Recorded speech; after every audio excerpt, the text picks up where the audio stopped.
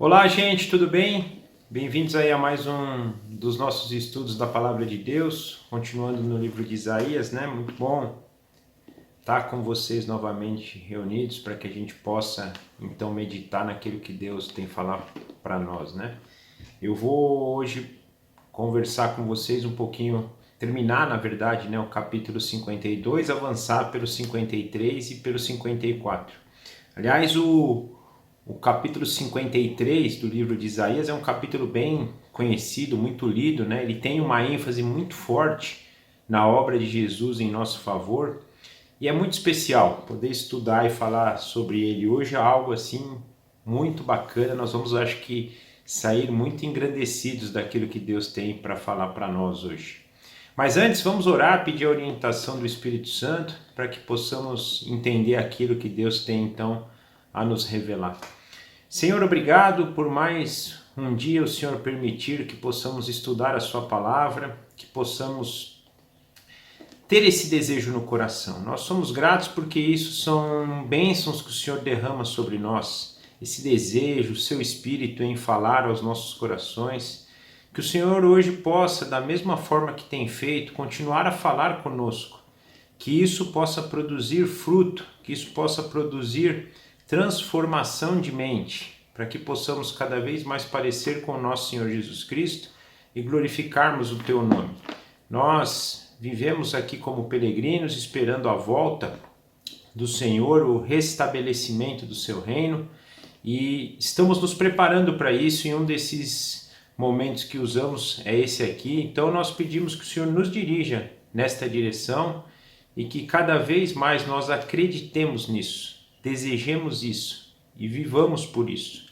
Nós agradecemos assim em nome do nosso Senhor Jesus Cristo. Amém. Então, gente, hoje nós vamos começar a leitura no versículo 13 do capítulo 52. Nós vimos até o 12 a semana passada e hoje nós vamos então iniciar do capítulo 52, versículo 13. Nós paramos inclusive no versículo 12 a semana passada, porque tem essa divisão aqui, que agora vai começar a falar do sofrimento de Cristo, já apontando para a obra da cruz, né? Então a gente fez essa separação, mas apenas recordando então o que nós vimos até aqui, né? Nós vimos, principalmente nessa sessão que começa no capítulo 40, que vai falar muito sobre salvação. Lembra que do capítulo 1 ao capítulo 35 a gente vê muito sobre julgamento, do 36 ao 39 a gente vê aquela história, né, do rei Ezequias com Senaqueribe, e do 40 para frente a gente vai falar muito no tema de salvação. E a gente começou aqui a sessão do 49 até o 57, que também direciona um pouco o texto para a obra de Jesus em favor da salvação de nós, pecadores. E a gente vai percebendo então no decorrer dessas passagens a desobediência versus a obediência desse servo, a glória que ele traz, e hoje nós vamos continuar também vendo um pouco sobre isso, né? Deus derramando o cálice da sua ira no Messias em nosso favor. O pecado não estava sobre ele, mas ele levou sobre si o nosso pecado, para que ele levou sobre si o cálice da ira de Deus, para que nós tivéssemos a salvação, para que fôssemos libertos, não sofrêssemos essas consequências, pelo contrário, para que tivéssemos, ou para que tenhamos um futuro glorioso junto com ele, numa terra gloriosa, totalmente restaurada. Mas hoje nós vamos começar falando dessa questão do sofrimento dele, e depois da glória, começando falando da glória de Sião. Vimos um pouquinho também Deus falando sobre Sião aqui, né? Chamando ela de viúva, porque Deus tinha o largado. Aquela terra que outrora expressava a glória de Deus, a presença de Deus, a glória de Deus se manifestando ali no templo, tinha sido, ou seria na verdade destruída, porque a gente entende aqui que o livro de Isaías, sendo o próprio profeta Isaías o escritor e autor dessas profecias, estava sendo dito antes da destruição que viria por meio do povo babilônico. Mas que esse livro ele tem um viés, ele tem uma aplicação muito forte para o povo que no futuro estaria no cativeiro. para animá-los, para exortá-los, para trazê-los para Deus, né?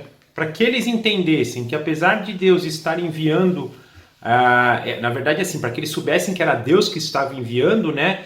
Que aquela nação que estava conquistando por meio de Nabucodonosor, nação poderosa, nação sábia, nação que estava ali arrebatando todo mundo, estava sob o domínio daquele que é o único poderoso, o único detentor da sabedoria, o único que reme o tempo, que comanda todas as coisas e que tudo se move conforme os seus desígnios. Então, para que eles tivessem essa certeza e soubessem do poder de Deus. Isso para a gente é importante, né? Porque a gente vai, às vezes, em dados momentos, lutar contra isso.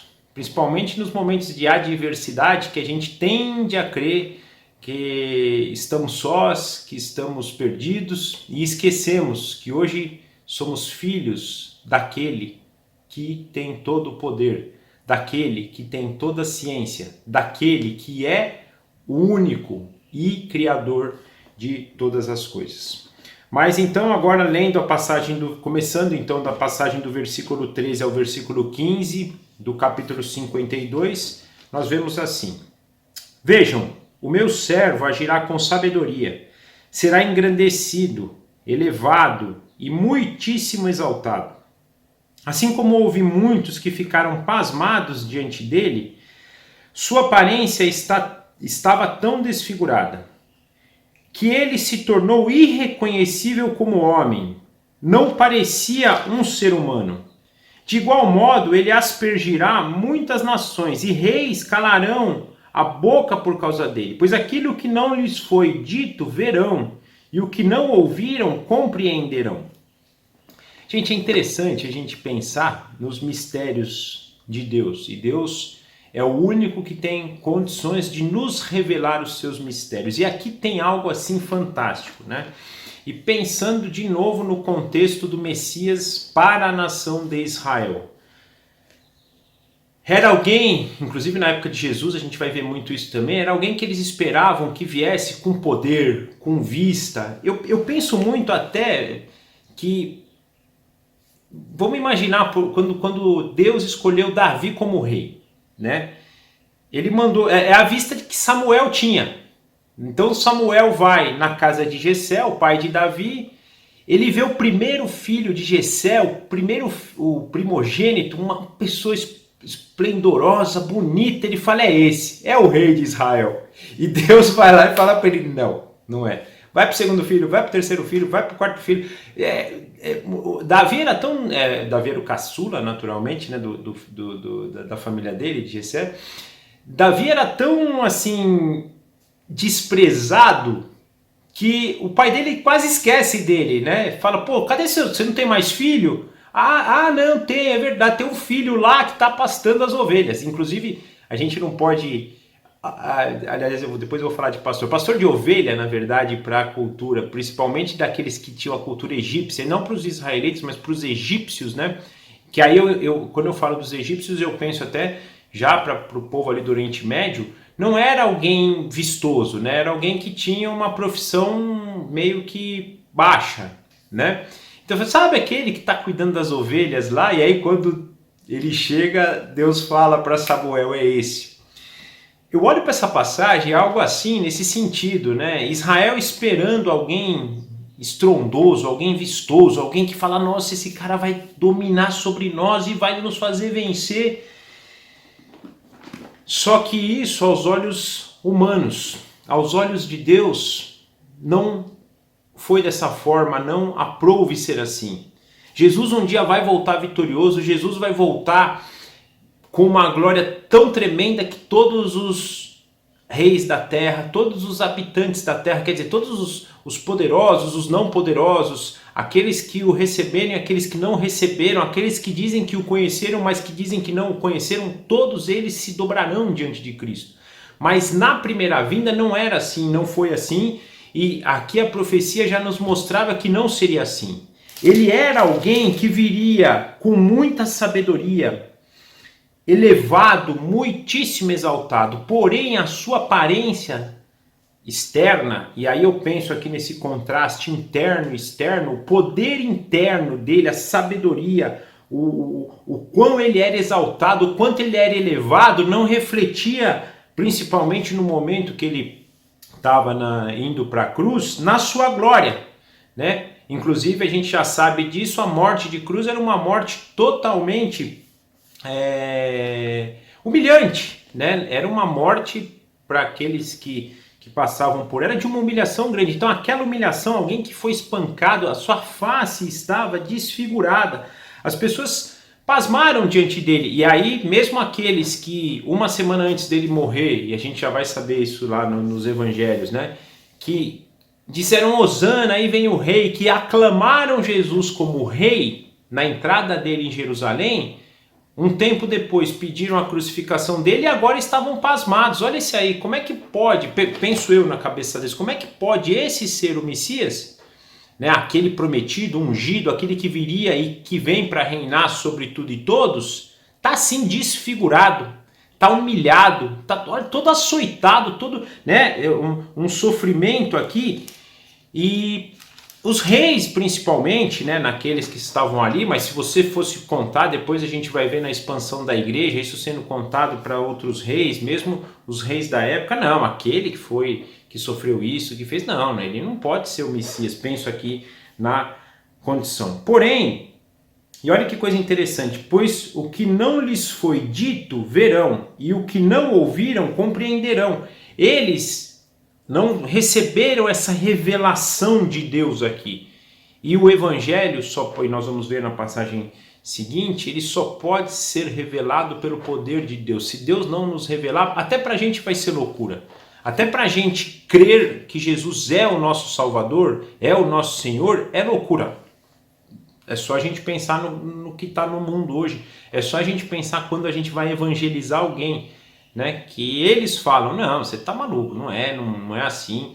Jesus, aliás, muitos nem entendem que Jesus é Deus, Filho de Deus. Uma coisa que eu chamo muita atenção quando a gente vai falar, por exemplo, que Jesus é eterno, Jesus criou todas as coisas junto com o Pai, por meio dele todas as coisas foram feitas, as pessoas se assustam. Não, que é isso? Falar que foi Jesus que disse haja luz, para eles é um escândalo.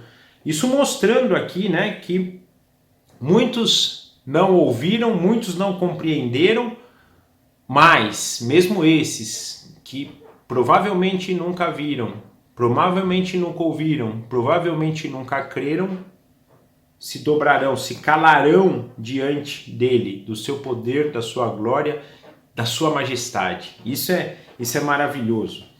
Continuando do 53, agora entrando no capítulo 53, né, do versículo 1 ao versículo 3, quem creu em nossa mensagem? A quem foi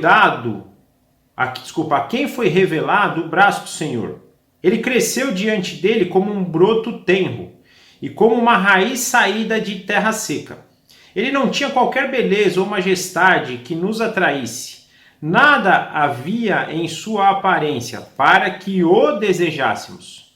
Foi desprezado e rejeitado pelos homens, um homem de dores e experimentado no sofrimento, como alguém de quem os homens escondem o rosto, e foi desprezado, e nós não o tínhamos como estima. Gente, mais uma vez lembrando, crendo aqui nessa mensagem sendo de Isaías, nós estamos falando aí algo de mais de 600 anos antes da vinda de Cristo. Mesmo que a gente já falou que possa ter sido escrito posteriormente, também foi antes. Olha o detalhe, olha o requinte dessa mensagem apontando para a obra da cruz e principalmente da rejeição que ele viria. Esse contraste então do Messias que eles esperavam alguém muito poderoso versus quem veio. Ele veio para ser humilhado, ele foi rejeitado por todos nós. Um homem que sofreu, um homem experimentado no sofrimento, alguém de que as pessoas escondiam o rosto, alguém que passava e não se tinha estima. E isso nós estamos, logicamente, ele está falando aqui da grande maioria, aqueles que Deus revelou que ele era o Messias o seguiram e o amaram. Apesar que é o mesmo caso, por exemplo, de Pedro também, quando negou 3 vezes, né? Mas ele foi rejeitado. Ele era alguém que não tinha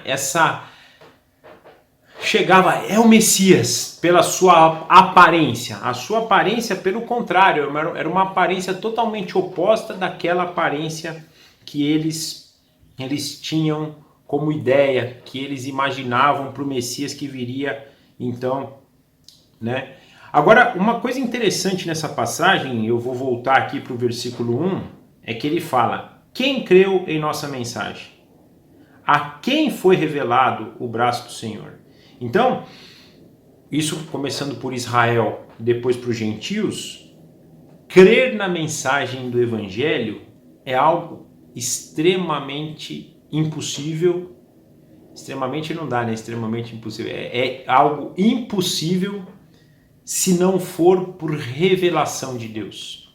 Nós não o estimaremos, nós esconderemos o rosto para Ele, para o Evangelho e para Cristo, se Deus não tocar o nosso coração e se Deus não nos fazer conhecedores de quem é o Messias. Isso valendo para Israel, isso vale para nós gentios, valia para os gentios do primeiro século, mostrando que Deus é aquele que é o único que pode nos dar a salvação.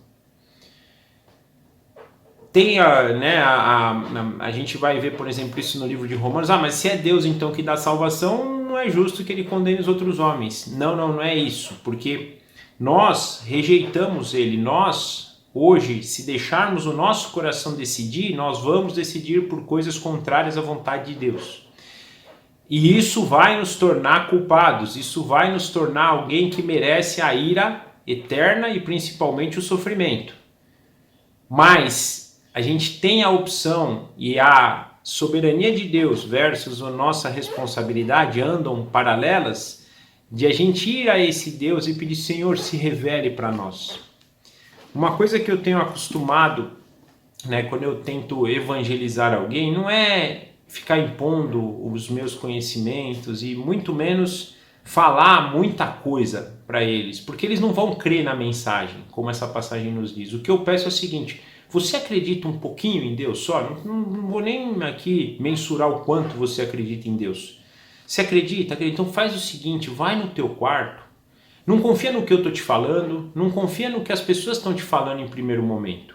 Vai no teu quarto, fecha a porta, se entrega, se derrama diante de Deus e pede: Senhor, só o Senhor pode me revelar os seus mistérios. Por favor, se revele para mim, indique a quem eu devo procurar para que eu receba a mensagem verdadeira, a mensagem fiel, a mensagem de vida que o Senhor tem para me dar. Então isso é muito importante, a gente sempre entender isso, que se isso não vier pelo Senhor, então quando a gente está evangelizando, pedir para a pessoa buscar esse relacionamento, mais do que a gente ficar massacrando ela com o evangelho, às vezes ela precisa primeiro ter um encontro com Deus, para que essa mensagem tenha impacto na vida dela. Nós podemos ajudá-la a ter esse momento, eu falo muito disso. Às vezes a gente também entra, a gente que eu digo nós, né, aqueles que estão tentando evangelizar, a gente se entra como se a gente fosse o super-herói da vida delas e nós não somos nada.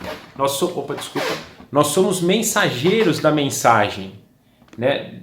Deus nos escolheu para que a gente falasse, Deus nos capacitou para que nós falássemos a mensagem, mas é Deus que revela.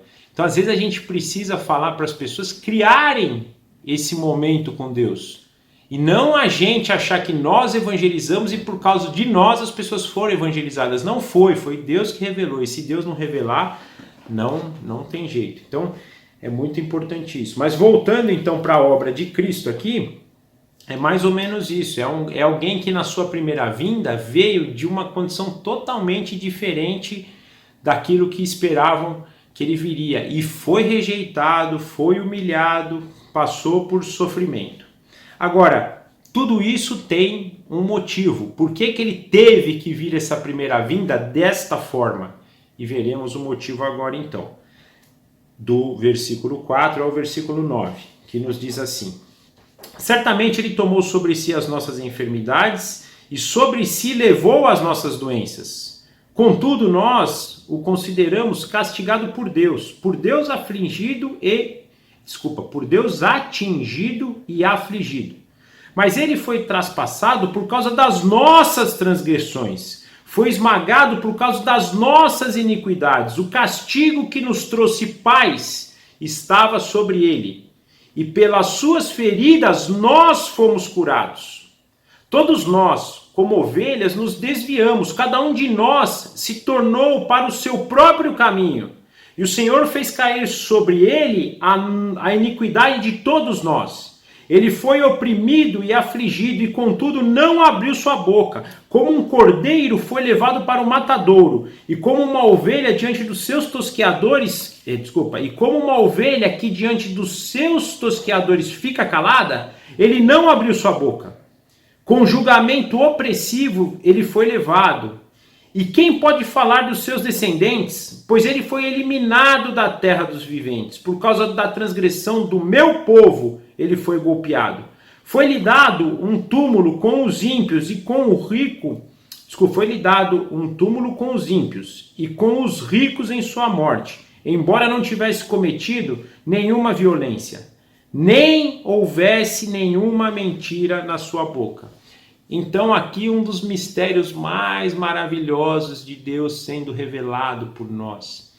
Esse Messias que é poderoso, que é vistoso, que é maravilhoso. A gente lembra quando a gente lê Isaías 9, aqui nós estamos vendo do sofredor, lá a gente vê o do glorioso. É isso tudo, mas ele primeiro teve que vir como sofredor, como humilhado, como rejeitado, como esmagado pela ira de Deus para nos salvar, para levar sobre si o nosso pecado, a nossa desobediência. Ele se entregou por nós, ele teve que passar por tudo isso para que nós tivéssemos paz. Nós não conseguiríamos sofrer a ira de Deus, nós não conseguiríamos passar pelas consequências do nosso pecado sem encontrar salvação, né? Não encontrando a salvação. E foi por isso que ele veio na sua primeira vinda, para nos dar salvação, para nos dar libertação, para nos dar paz. O nosso castigo foi derramado sobre ele. As nossas enfermidades, as nossas doenças foram depositadas nele. E hoje nós temos restauração, comunhão com o Pai e vida eterna por causa da obra da primeira vinda de Jesus Cristo em nosso favor. Filipenses 2 nos diz que ele se esvaziou, ele se humilhou, ele veio em nosso favor. Gente, isso deve fazer impacto na nossa vida, deve fazer impacto. Eu estava falando com as minhas filhas esses dias e eu meditando sobre isso, falando, não é possível, né? A gente é tão infiel, a gente busca as coisas, a gente anda, essa passagem aqui nos fala sobre isso, né? A gente fica buscando o nosso próprio caminho, né? Sendo que Deus nos criou para vivermos em comunhão, para estarmos juntos, principalmente com Ele, mas a gente não quer, a gente quer seguir os nossos caminhos. E pior que o auge da infidelidade e da hipocrisia, eu penso, é que a gente determina todos os nossos caminhos, aí hipocritamente a gente vai no nosso quarto de oração, Senhor, quero isso, faço isso, peço a tua bênção. Olha que beleza. A gente simplesmente vai para os nossos caminhos e ainda tem a hipocrisia de pedir para que Deus abençoe. Nenhum momento a gente entra na presença de Deus e fala, Senhor, está aqui minha vida, usa para a glória e louvor do teu nome. É que Jesus fez para o Pai, ele deu a vida dele para o Pai em nosso favor. E por isso ele veio essa sua primeira vinda como sofrimento, como uma vida de desprezo, de humilhação, o Deus, o Criador, o dono de todas as coisas, aquilo para que tudo foi feito, ele se humilhou.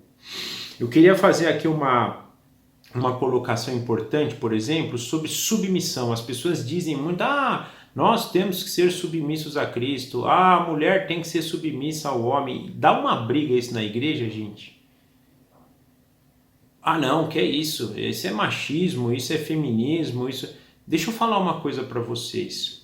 O meu maior prazer hoje, mesmo que eu fale demais nessa direção, mas o meu maior prazer hoje é quando eu consigo ser submisso a Cristo. Porque você ser submisso a Cristo não é Cristo ficar te mandando, é estar sobre o cuidado desse Deus, desse Rei que se entregou por nós.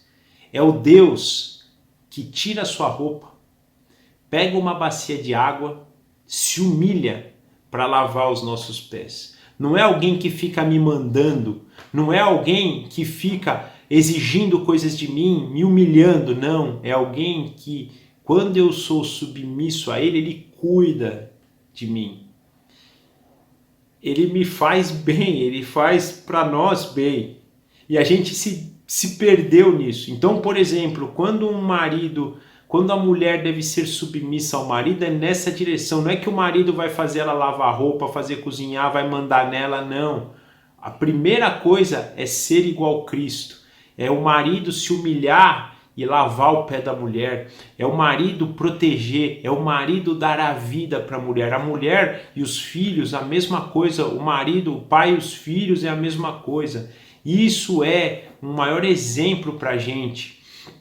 Nós devemos ser submissos a Cristo, mas não porque Cristo fica mandando na gente, mas é que ele se entrega, ele cuida, e ele é tão maravilhoso que aonde ele requer que a gente ande em obediência e em santidade, ele ainda dá o Espírito Santo para nos guiar. Eu estava lendo esses dias sobre Agostinho de Hipona, e ele tem um livro chamado Confissões, ele fala sobre isso, que ele era uma pessoa devassa, uma pessoa que andava, por caminhos não muito bons, e quando ele se converte, ele vai muito na linha dos monges, de santificação, de busca de santificação muito grande.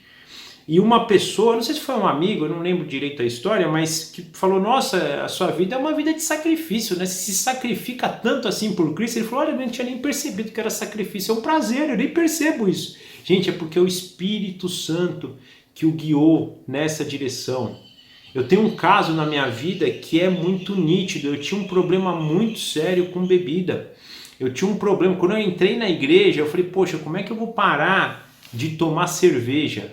Eu não quero, eu quero continuar tomando cerveja, quero continuar tomando caipirinha, Jesus Cristo, ele foi lá no meu coração, ele tirou esse desejo. Hoje eu olho, eu não tenho vontade.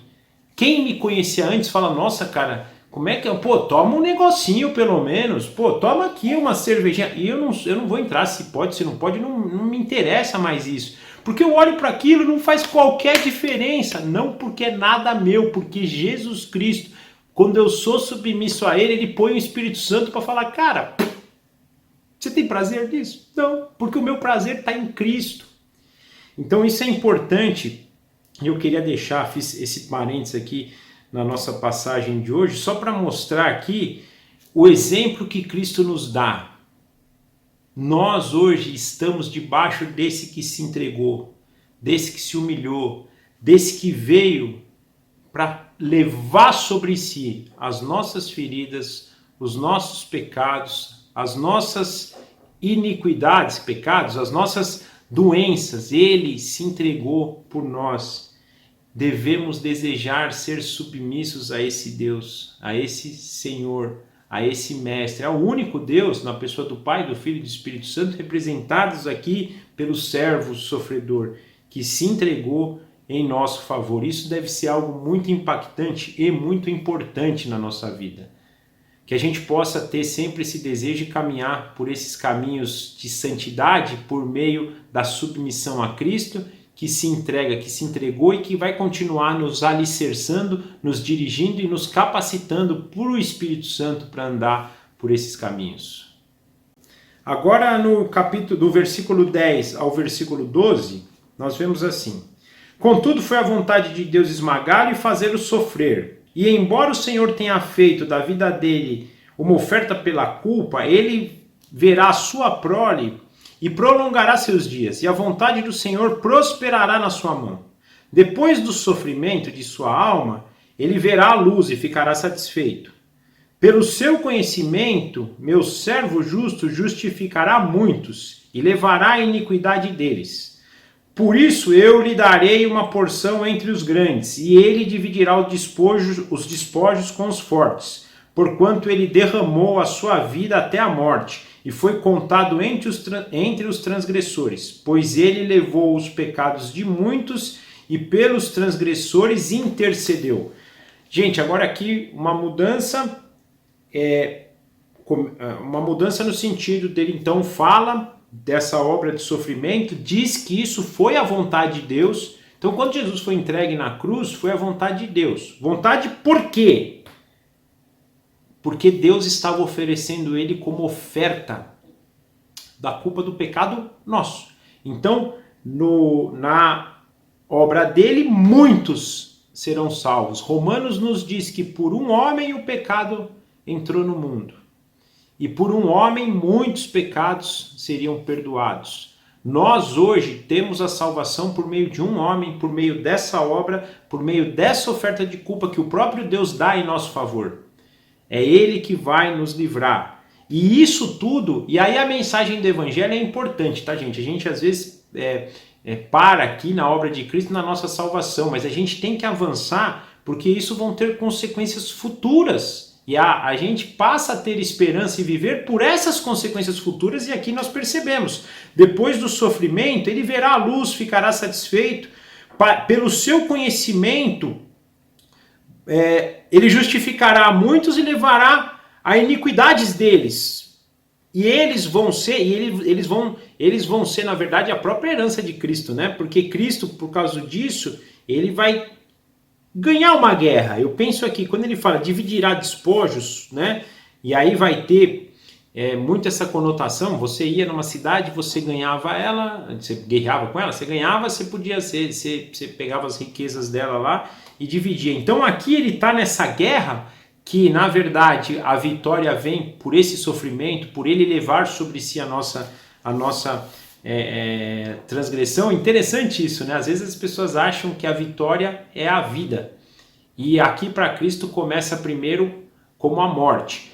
A gente sabe que a vitória final é a vida eterna. Mas a vida eterna, ela vai começar para a gente no momento da morte. Então, para a gente, a morte também não deixa de ser uma vitória. Não estou dizendo que a gente deva desejar a morte ou ter alguma alusão a isso. Mas eu digo assim, a gente tem que ter isso em mente. No caso de Cristo, a vitória dele, a humilhação, tudo que ele passou e a sua morte de cruz, que para o mundo parece uma derrota, na verdade é uma vitória. E vitória que vai dar todo tipo de despojo para ele, né? Então isso é importantíssimo para a gente, e com isso ele vai dar salvação para muitos. Então muitos poderão ser curados, poderão ser salvos pela sua obra.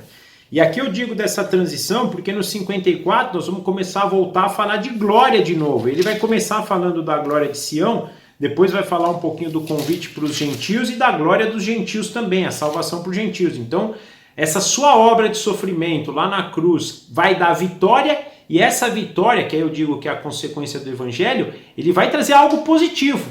Não para por ali a história, vai nos dar salvação, mas salvação do quê? A gente já sabe, do pecado, mas para quê? E aí nós começamos a perceber. Lembrando que quando esse livro é escrito, ele é escrito então pro povo ali que estava terminando e iria para o cativeiro, também depois no futuro para o povo que está no cativeiro, que estavam vendo toda a humilhação, todo o castigo que Israel estava sofrendo, e principalmente com a destruição de Jerusalém. Agora ele vai falar que isso vai permitir também que Sião, que Jerusalém fosse restaurada. E aí ele começa a falar isso no versículo 1 do capítulo 54. Cante, ó estéril, nós vamos ler do 1 até o 3. Cante, ó estéril, você nunca teve um filho. Irrompa em canto, grite de alegria, você que nunca esteve em trabalho de parto. Porque mais são os filhos da mulher abandonada do que os daquela que tem marido. Alargue o lugar da sua tenda, estenda bem como cortinas de sua tenda, não o impeça, estique sua corda e firme suas estacas, pois você se estenderá para a direita e para a esquerda, e os seus descendentes desapossarão nações e se instalarão em suas cidades abandonadas. Ou seja, aquela cidade que antes gloriosa, maravilhosa, majestosa seria ou estava destruída e seu povo todo debandado, se não debandado, cambaleando ali pela terra, ou seja, uma terra destruída pelo seu povo e a maioria do seu povo cativo, um dia seria gloriosa também. Os filhos que não tinham mais agora se teriam, porque é melhor você ter isso sendo uma mulher abandonada do que ser uma mulher, e aí ele fala aqui, do que ser uma cidade toda estrondosa hoje, uma cidade que gozava ou que goza de coisas aqui nesse mundo, mas que no dia glorioso, que na consumação das coisas será destruída. E, mais uma vez, para chamar a esperança, para aguçar a esperança deles e trazê-los de novo para Deus. Gente, eu já disse que, para mim, se eu pudesse falar da mensagem do livro de Isaías, é isso: arrependei-vos, porque eu tenho uma mão estendida para vocês, para trazê-los para a salvação e devolver a glória para vocês. Isso é a mensagem de Isaías. Ele começa nos primeiros capítulos mostrando isso: vocês são pecadores, vocês vão precisar de alguém para ajudar vocês, porque vocês não conseguem, e se vocês não receberem isso, vocês serão destruídos, e olha aqui o que vai acontecer, olha, ai de não sei quem, isso é a primeira mensagem. Aí a gente até depois entra nessa mensagem da salvação, mostrando, olha a glória que essa salvação pode trazer. Vai requerer uma obra específica, uma obra que no primeiro momento não é vistosa, que é de sofrimento, de humilhação, que quem olha não entende nada se Deus não falar, mas que no futuro é algo que é restaurador, é algo que o que parece impossível é possível e é restaurado. Quem é abandonado não é mais abandonado. Quem vivia hoje uma vida de total sofrimento vai ser exaltado. É a mensagem que Deus está trazendo para a gente. Então, gente, é uma mensagem de esperança. E é uma mensagem que deve nos encher de esperança, por pior que sejam as coisas desse mundo, por mais sofrimentos que nós possamos passar, um dia viveremos, se crermos em Cristo e fazermos parte dessa aliança aqui e tomarmos posse da salvação dada por meio da tua obra, nós iremos para um lugar glorioso, um lugar sem sofrimentos, um lugar restaurado, um lugar que ele fala, olha a mensagem do texto, a futura glória de Sião. Tem uma discussão sobre isso até, quando a gente vai falar de escatologia, qual que é o papel da igreja, qual que é o papel de Israel, qual que é o papel, o que é Sião, o que é Nova Jerusalém, quando Deus nas profecias fala do seu santo monte, ele está falando daquele monte que ainda vai vindo, que já vê. Uma coisa importante para a gente é o seguinte, quando ele fala aqui da glória de Sião, e ele vai ter essa diferenciação para os gentios também, para Deus eu penso o seguinte agora, nós estamos tudo junto, não vou entrar aqui no mérito se a igreja é o novo Israel ou se tem separação, mas primeiro, a partir do momento que eu creio em Cristo, eu passo a ser da família de Cristo. Eu passo a ser da família de Deus. E sendo da família de Cristo, sou da família de Abraão. Eu falei já de Deus, mas eu sou da família de Cristo, sou da família de Abraão e sou da família de Deus. Eu sou um israelita. Essa glória futura de Sião aqui também me impacta. A glória futura de Jerusalém também me impacta. Aliás, a gente deve orar e desejar que os nossos irmãos judeus, também israelitas, também se convertam. Os samaritanos também, que têm ligação, também voltem para a videira, voltem para Cristo, voltem para essa glória que Deus, porque todos nós somos destinados povo de Deus, indiferente se na história Deus pega a nação de Israel, depois ele vai pegar a igreja, e se nesse momento tem um povo circunciso de coração, um povo circunciso só de ato exterior, ou um convertido só de ato exterior, vamos orar para que tudo isso e essa restauração abranja quanto mais pessoas, porque essa glória ela é maravilhosa e ela está destinada a nós. Mas voltando aqui, se a gente tem sofrimentos, temos que ter esperança que tudo isso um dia passa, e aí viveremos eternamente nessas coisas que veremos daqui para frente, nessa glória, nessa majestade que Deus está reservando para a cidade santa e para o seu povo. Aliás, isso é importante também, a gente não pode achar, o evangelho é uma mensagem de continuidade, tá? Não é uma mensagem de fim. Às vezes a gente fica muito preocupado, quando tudo isso terminar é o fim? Não tem, é o começo de algo maravilhoso. Agora nós vamos ler do 4 ao 8, não tenha medo, você não sofrerá vergonha. Não tema o constrangimento, você não será humilhada. Você esquecerá a vergonha da sua juventude e não se lembrará mais da humilhação de sua viuvez. Pois o seu Criador é o seu marido e o Senhor dos Exércitos é o seu nome. O Santo de Israel, aquele que estava sofrendo tudo isso, é o seu Redentor e ele é chamado o Deus de toda a terra. Olha que coisa interessante. O Santo de Israel é o seu Redentor e ele é chamado o Deus de toda a terra. Olha Deus Filho aqui sendo colocado como Deus, o Messias sendo colocado como Deus. O Senhor chamará você de volta e como se você fosse uma mulher abandonada e aflita de espírito, uma mulher que se casou nova apenas para ser rejeitada, diz o Senhor.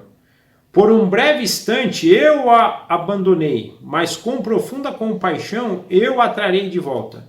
Num impulso de indignação escondi de você por um instante o meu rosto, mas com bondade eterna terei compaixão de você, diz o Senhor, o seu Redentor. Então aqui pensando mais uma vez nesse povo que estava sendo já, né, e dali para frente, de Isaías para frente, iria ser humilhado, seria destronado, seria conquistado por outra nação, seria totalmente rejeitada. Deus falando, fica tranquilo, isso está acontecendo, mas um dia vai voltar tudo isso. Né? Isso é um sofrimento, é um abandono que está sendo feito por um instante. Mas um dia a minha bondade voltará, eu terei compaixão de vocês. E eu estou até mandando o Redentor para isso, que eu já estou até explicando a obra deles aqui para você.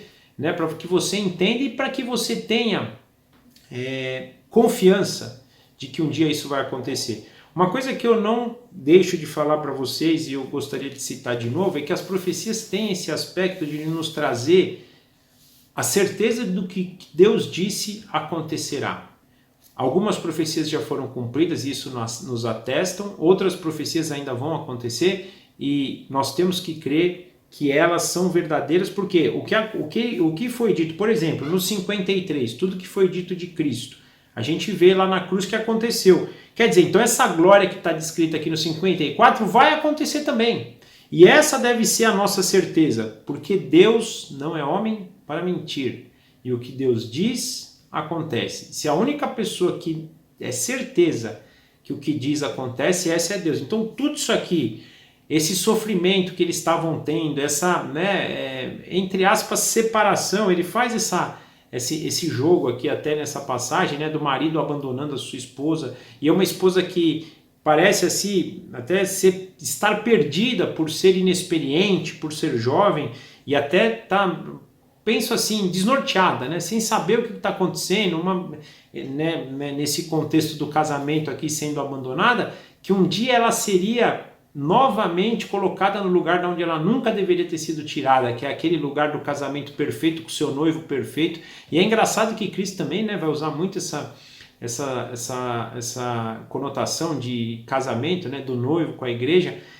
É o lugar de onde não deveria ter sido tirado o nosso casamento, a nossa comunhão, a nossa aliança com o próprio Deus. E aqui esse povo e essa cidade também. E nós também, porque, gente, a gente não pode crer hoje que a gente vive aonde a gente deveria estar vivendo.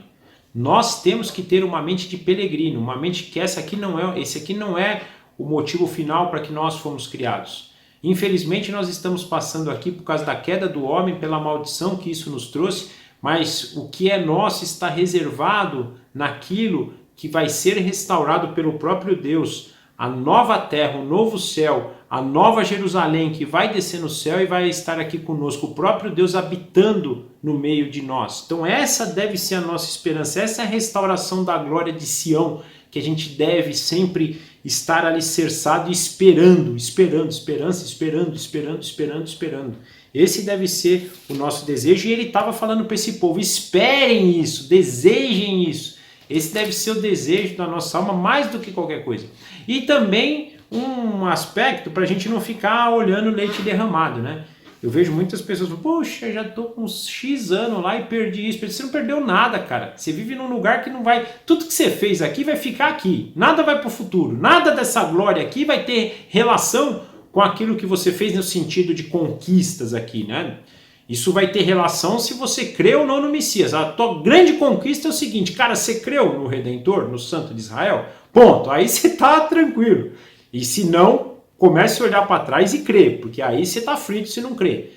Mas o resto, isso não, mais uma vez, não nos tira a devo acordar, trabalhar, fazer, desejar algumas coisas dentro da vontade, dentro do que a palavra de Deus nos diz, sim, mas eu digo de depositar a esperança. Não depositem a esperança de vocês em nada que é daqui, e sim nisso que é do alto, que é elevado, que é futuro. E uma coisa importante, o fato da gente dizer que é do alto não deve se tornar algo intangível para a gente, porque às vezes a gente fala, puxa, isso é muito elevado para mim, nossa, eu não consigo nem imaginar. Não, nós temos que criar um pouco a cultura também de que o novo céu e a nova terra serão restaurados, que nós teremos corpo. Jesus tem um corpo hoje, físico. Senão a gente vai achar que vai ser algo só, né? Uma experiência sobrenatural, digamos assim, que a gente não consegue nem imaginar. Então a gente deve esperar por essa restauração plena. Vai ter um dia que nós viveremos num corpo totalmente glorificado de muita alegria. Pega só os momentos de alegria da tua vida, vai ser isso eternamente. Conhecendo a Deus todos os dias, glorificando o nome dele, vivendo em comunhão plena com os irmãos, isso é maravilhoso, né? Então agora continuando do 9 ao 11... Desculpa, 9 e 10, só o 9 e o 10. Para mim, isso é como nos dias de Noé, quando jurei que as águas de Noé nunca mais tornariam a cobrir a terra, de modo que agora jurei de não ficar irado contra vocês, nem de tornar a repreendê-la. Embora os montes sejam sacudidos e as colinas sejam removidas, ainda assim a minha fidelidade para com você não será abalada, nem será removida a minha aliança de paz, diz o Senhor, que tem compaixão de vocês. Olha que coisa interessante, Deus aqui então está falando para você confiar, confia da mesma forma que Noé confiou quando eu fiz uma aliança com ele. Essa aliança de Noé é algo tão... a gente às vezes passa despercebido, mas imagina o seguinte, Deus vem para Noé e fala, constrói uma arca que eu vou destruir a terra por meio de um dilúvio, né? E isso acontece, toda a terra é exterminada, exceto os animais e a família de Noé, que Noé pôs na arca. E aí quando então depois de um ano eles vão para a terra seca, desculpa, eles tomam, vão de novo para a terra, Deus faz uma aliança, olha, fica tranquilo que não vai haver dilúvio mais, porque eu pus um arco-íris no céu. Por que que isso é importante? Por que que Deus fez isso na aliança? Vocês imaginam, depois de Noé, as gerações seguintes, qualquer nuvem que viesse no terra, ferrou, vai chover, vamos construir uma arca. Porque Deus pode destruir a terra de novo por meio de um dilúvio. E Deus falou, não, fiquem tranquilos, não vai ser por dilúvio de novo. Então quando vocês virem uma nuvem no céu, não se alarmem, porque isso não quer dizer que eu vou mandar um dilúvio de novo. O dilúvio foi para aquele momento que eu falei para vocês, e a partir de agora eu estou fazendo um decreto, eu estou fazendo uma aliança que não vai ter mais destruição por meio do dilúvio. Então quando vocês verem algo em relação à água, à tempestade, né? Imagina lá, a gente não pensa, mas imagina lá, você está num lugar com um furacão, não, numa tempestade, aquela chuva ferrou, é dilúvio, vai encher tudo. Não, Deus fez uma aliança. E a mesma forma que Deus está falando, sabe, o mesmo critério, a mesma forma que eu tenho daquela aliança, e vocês podem comprovar, e esse povo aqui poderia comprovar que nunca mais teve dilúvio na terra, creiam que quando tudo isso passar, creiam que quando a minha obra final de redenção tiver completa, vocês não sofrerão mais, vocês serão o meu povo, eu serei o seu Deus, vocês caminharão em santidade, caminharão comigo, eu tabernacularei com vocês, eu viverei com vocês, eu estarei com vocês, eu serei com vocês. Deus nos dando aqui de que a paz, né, que a compaixão dele não seria retirada mais então do seu povo. Isso é maravilhoso, né? Do 11 ao 14... Ó cidade aflita, açoitada por tempestades e não consolada, eu a edificarei com turquesas, edificarei seus alicerces com safira, farei de rubis os seus escudos, de carcúnculos as suas portas e de pedras preciosas todos os seus muros. Gente, olha a descrição, olhando lá para Apocalipse da cidade santa, olha que lindo. Depois se vocês tiverem oportunidade, eu vou continuar depois lendo o 13 e o 14, leiam a nova Jerusalém do céu e leiam essa passagem. É fantástico. Todos os seus filhos serão ensinados pelo Senhor, e grande será a paz de suas crianças. Em retidão você será restabelecida, a tirania estará distante, você não terá nada a temer, o pavor está removido para longe, e não se aproximará de você. 15 agora. Se alguém a atacar, não será por obra minha. Todo aquele que a atacar se renderá a você. Olha que coisa linda. Então, ele faz isso, ó, da mesma forma que eu fiz uma aliança com Noé, de que eu não vou mandar mais dilúvio, eu tô falando com vocês. O dia que eu restaurar essa cidade, não tem mais. Não, fica tranquilo, não vai ter mais iniquidade, não vai ter mais pecado nela, não vai ter mais destruição, as pessoas más não entrarão, o mundo será totalmente, né, a nossa cidade ali será totalmente restaurada, e é uma promessa, é uma aliança que eu estou fazendo certa, da mesma forma que foi feito com Noé. E essa cidade é maravilhosa. E aqui nós temos uma descrição breve dela, mas mais uma vez eu cito para a gente ver lá a cidade santa em Jerusalém, a Nova Jerusalém, desculpa, lá em Apocalipse, que vai com mais detalhes ainda, mas Deus já, olha só, Deus já apontando. Essa cidade um dia virá, gente. Essa é a cidade que Deus está edificando, que Deus é o arquiteto, para nos dar no futuro como aliança perpétua, aliança fiel, aliança que é alicerçada pelo próprio Redentor, porque Ele é o garantidor. É por meio dele e da sua obra que nós fazemos parte dessa aliança e poderemos então gozar dessas coisas aqui. Isso é muito importante e isso deve mais uma vez nos dar esperança. De novo, esperança, esperança, esperança. No sofrimento, tragam à mente aquilo que dá esperança para vocês. E essa é uma passagem que nos dá esperança.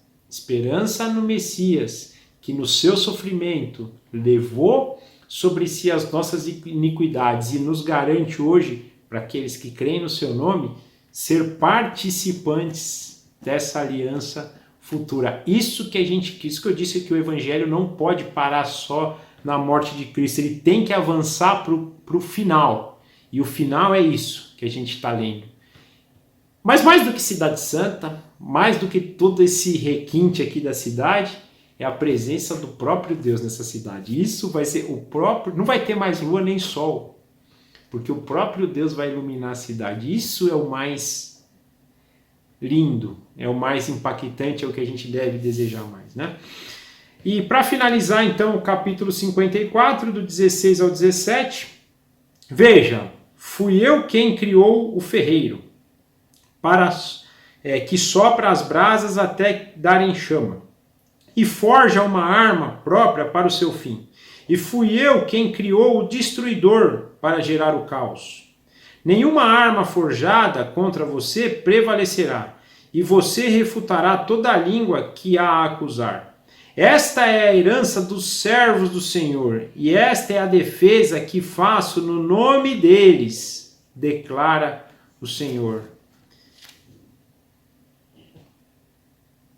Tem pessoas que vão nos afligir, tem pessoas que afligiram o povo de Israel, especificamente Babilônia e Nabucodonosor, mas eles eram instrumentos de Deus, trazendo sofrimento para o povo daquela época, para chamar a atenção daquele povo. Arrependei-vos, para que vocês possam tomar posse, para que vocês tenham parte na herança dos servos do Senhor. Ele era o ferreiro. Na verdade, aqui ele fala que ele criou o ferreiro, né, que é quem faz a ferramenta. O próprio Deus criou aquele que estava fazendo a ferramenta, que iria trazer sobre eles, né, destruição e caos. Ou seja, quem estava trazendo aquela destruição naquele momento e o caos? Quem estava permitindo a destruição e o caos? Quem está permitindo a destruição hoje e o caos? O próprio Deus. Para quê? Para nos chamar a atenção, para nos trazer o arrependimento, para que por meio do arrependimento nós tenhamos fé em Jesus Cristo e possamos fazer parte da herança reservada para os servos de Deus. E aí o próprio Deus vai por nós, será a nossa defesa, é Ele que será a nossa porção, o garantidor de tudo isso, da nossa herança, daquilo que nos está reservado. Essa é a passagem do 53 e do 54. Espero que vocês tenham gostado. Que passagem maravilhosa. É muito bom. A gente olha para a obra de Cristo e deve olhar, deve perceber toda a majestade dele na sua obra, mesmo sendo uma obra que não é vistosa. Lembra na passagem anterior que a gente vê, até parece que é uma obra que não tem efetividade. E ela não tem aos olhos nus, ela não tem aos olhos do mundo. Mas quando Deus nos revela o que está por trás disso, nós percebemos a grandeza dessa obra, a majestade, o quanto ela é exaltada, a obra de Cristo na cruz. Por quê? Porque por meio dessa obra, nós somos curados. E ao sermos curados, olha o que nos é reservado. Tudo isso.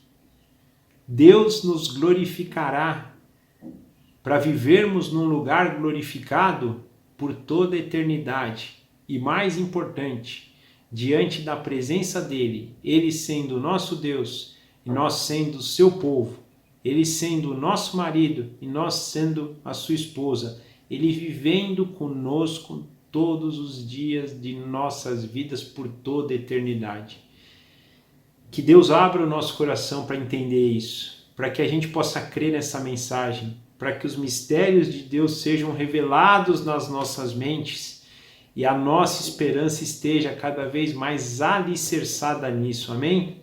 Que a gente tenha esse entendimento e goze de tudo isso. Foi muito bom estar com vocês de novo aqui. Nosso desejo é mais uma vez que sábado que vem possamos estar juntos. Eu vou orar finalizando e que vocês tenham uma semana maravilhosa, com a presença de Deus, com esperança naquilo que Ele nos tem reservado. Senhor, muito obrigado. Falta palavras para a gente expressar quando o Senhor se revela para nós aquilo que é maravilhoso. Que obra, que mistério, falta palavras, Senhor. Mas uma coisa nós te pedimos agora, na verdade uma coisa nós declaramos aqui. Muito obrigado. Muito obrigado porque por meio da obra do Senhor Jesus em nosso favor, nós podemos ser curados e nós podemos gozar de tudo isso. Gozar já aqui de paz, de entendimento, de revelação, de santidade. Santidade que não vem com sacrifício, mas santidade que vem pelo seu Espírito Santo agindo em nós. Quem olha de fora acha que estamos fazendo sacrifícios, mas é o seu Espírito agindo. O que nos resta é só nos derramarmos mais diante do Senhor, mais do seu Santo Espírito. E muito obrigado porque o Senhor nos dá esse entendimento. Por favor, derrama esse Espírito sobre nós, derrama o seu Espírito, derrama a sua verdade, os seus mistérios, para que a gente viva uma vida de santidade para a glória do teu santo nome, e sabendo que o poder, a sabedoria e a honra vem e é somente do Senhor. Muito obrigado, que o Senhor capacite a cada um de nós essa semana, que o Senhor capacite cada um de nós na nossa caminhada até a sua volta, até a restauração final de todas as coisas. Senhor, a nossa gratidão, o nosso amor, mesmo que ainda pequeno, infiel, mesmo que ainda sem entendimento, seja sempre do Senhor, para a glória do teu santo nome. Muito obrigado por tudo. Nós entregamos e consagramos esse momento nas tuas mãos, em nome do seu Filho, o nosso Senhor, o nosso Redentor, o nosso Salvador, Jesus Cristo. Amém. Tchau, gente. Obrigado. Até a semana que vem. Forte abraço a todos aí.